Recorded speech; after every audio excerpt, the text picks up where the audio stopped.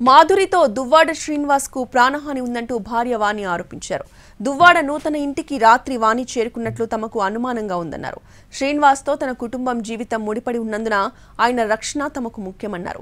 తమ ఇంటిని పోలీసుల ఆధీనంలోకి తీసుకుని ఇంటి మొత్తాన్ని తనిఖీ చేయాలని కోరారు. రేపు దీనికి సంబంధించి పోలీసులకి లిఖితపూర్వకంగా ఫిర్యాదు చేస్తామన్నారు వాణి.